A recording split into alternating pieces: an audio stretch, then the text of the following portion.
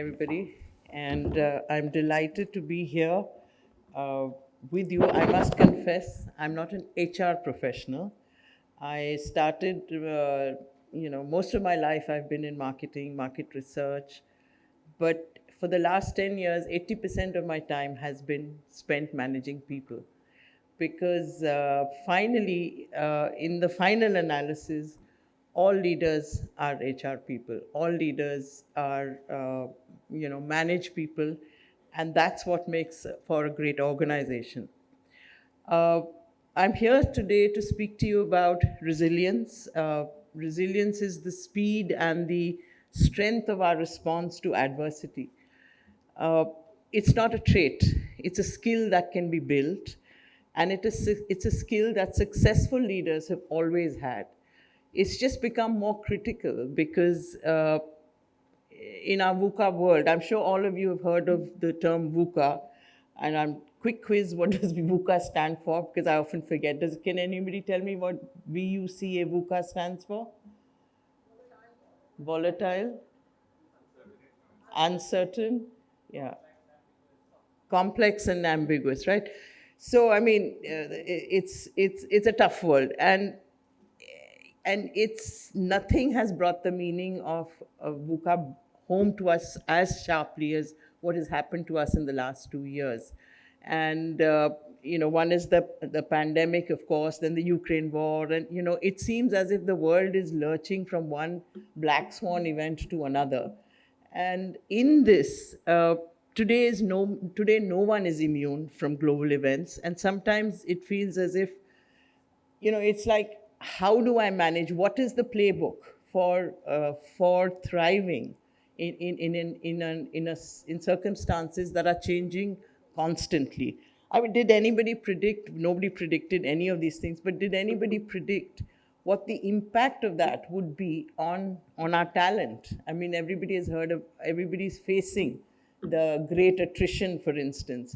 It's been an epiphany of sorts. Our people, our leaders, what they value, what are their life goals has changed considerably, and this is going to now keep on happening. So I thought I'd spend some time today talking to you about, I wanted to make it personal on what has helped me in these years. The last 5 years have been the most difficult, of course, and I've had the highest learning. But if I was to define a resilient leader, and you are all leaders and you make leaders through the work that you do as HR professionals. So one is, you see, a resilient leader sees a failure only as a temporary setback. It's not something permanent. There's a long view, and they recover quickly.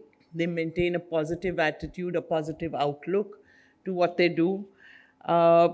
When you're faced with ambiguity, you find a way to move forward and not get stuck with baggage, and sustain your energy level under tremendous pressure. That's really hard. So resilience is not only mental, it is also physical, that you have to sustain energy levels because the buck finally stops with you.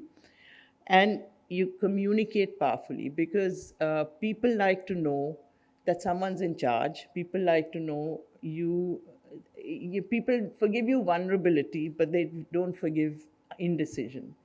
And so those are some of the characteristics of a resilient leader.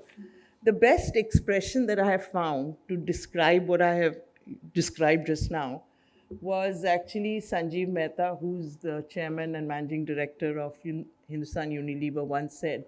He said, a resilient leader has brutal optimism. I've not found a better expression for resilience than brutal optimism. So what is brutal optimism? And like I said, some of the lessons that I have learned over the last 30, 40 years of working, maybe I can share them with you. They're all hindsight. I didn't know this when I was, leading businesses, and I was learning on the job, so to say. Maybe some of these will strike a chord and stay with you. They seem like home truths, but I think they're worth reiterating because they have, to my mind, they have stood the test of time. The first one is that we have to learn to live with ambiguity and uncertainty. Anybody who comes to me and says, "Boss, मेरे को clarity नहीं है," I say, "वो मेरे को भी नहीं है." You know, there is no. It's not. You can't know everything. You can't know every. What is, a lot of things are not under your control, and the more senior you become, the less you're able to actually. Less are things under your control. So it's much better to focus on what you can influence and what you can change rather than saying ye bhi ho sakta hai, wo bhi ho sakta hai. So that's one. The second is you have to become a champion of change, because change is going to happen. It's inevitable. You might as well embrace it. You know, you might as well say, yeah, it's, let's see what are the opportunities that change is throwing up. And, you know, Charles Darwin very famously said, it's not the strongest of the species that survives, it's the most adaptable. So adaptability and speed of change is what, is what will help us thrive. You have to take bold risks, you have to be ambitious, because even if you fail, at least you will fail at a higher level than, than the status quo. The third thing I've learned is that you have to a decision-making skill is something that you have to hone. Because decision-making is complex, it's difficult, and nobody has all the information or all the eventualities of what a decision can lead to. So, but an organization cannot move forward unless a decision is made. So the resilient leaders, what happens is there are some decisions that have to be taken very fast, and there are some decisions that need time. The trick is to know which decision needs time and which decision needs to be taken fast. And that's a skill by itself.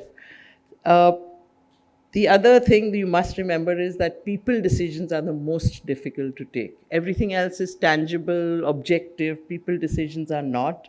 People decisions are the ones that haunt you even later. And there are many times when I look back in hindsight, I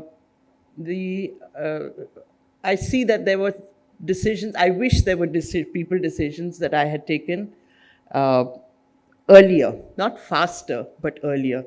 Delaying people decisions is often has repercussions that you wish didn't happen. The fourth is that find time to build social connections like this and to build networks, because you invest through this in lasting relationships. You know, resilient leadership is when you bring people along. You have to develop that, you develop your network. And this is particularly true for the women in this room, because men have had an old boys network for a very long time. Women have not. First of all, there were not enough women to build a sisterhood with. But it's a very, and women also have this sense of, my work is enough, why should I have to do anything else? That's absolutely wrong. Because you need diversity of opinion, you need perspectives, you often need just help. And the social connections and networks actually give you that.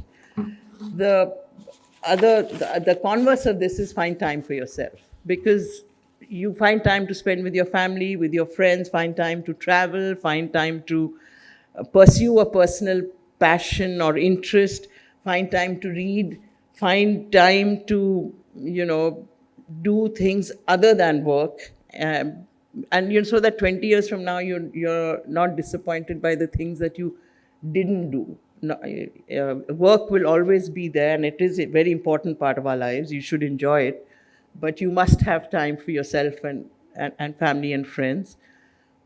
Exercise. Look after your body. I've said, it's not only mental resilience, it's physical resilience. They say we are going to live 100-year lives, so your body will have to support you for the next 100 years. You better keep it in good shape. Without good health, that is, you can be as resilient as you want, but if you're not in good health, it's not going to help you.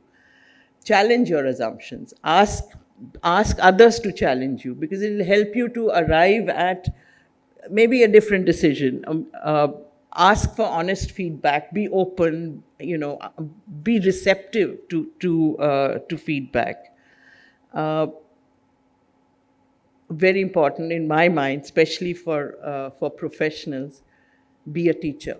Always be a teacher, because that's the best way to learn. In this VUCA world, skills that you have today, especially if you're in a technical profession, may be outdated in 2 years.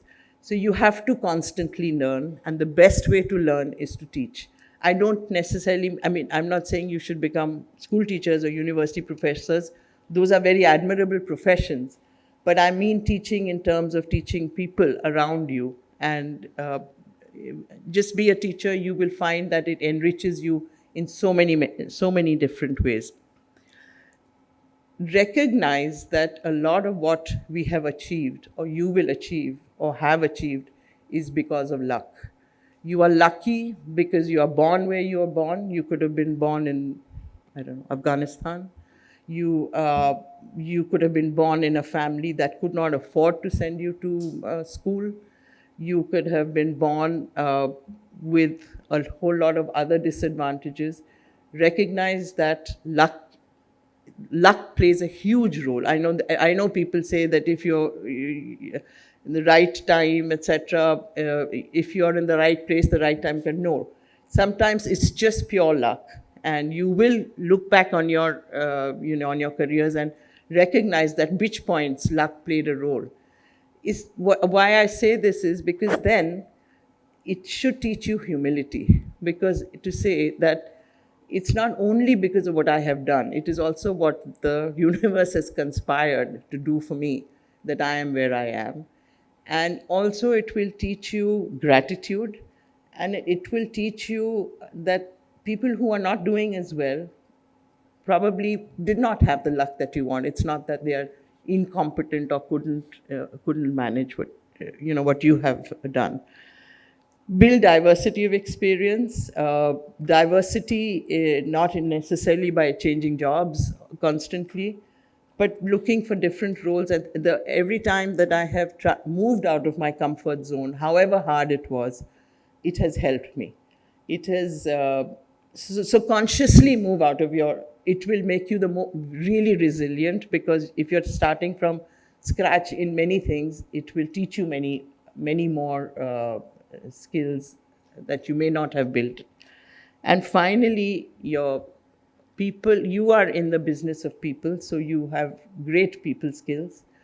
I am extremely pleased with the fact that I've noticed since the pandemic how HR has actually moved. HR used to be something that we said, "Acha, ye nahi ho raha, HR has to do it." Employee engagement, HR has to do it. Why is attrition so low? HR has to do it. I think both business and HR have recognized that their roles are complementary, and that and HR is a true business function. It's no longer just a support function. So, which is a good thing. But you have to hone your communication and influencing skills, which is something that I find HR professionals actually need to work at, because they're very good at what they do. But it is often, a resilient leader learns how to influence without, what shall I say, without hierarchies. So it's about influencing people, and that's a great skill. That's all I really had to say. I hope it was useful. I just want to end by saying, remember, it's your reaction to adversity, not adversity itself, that makes you a resilient leader. Thank you.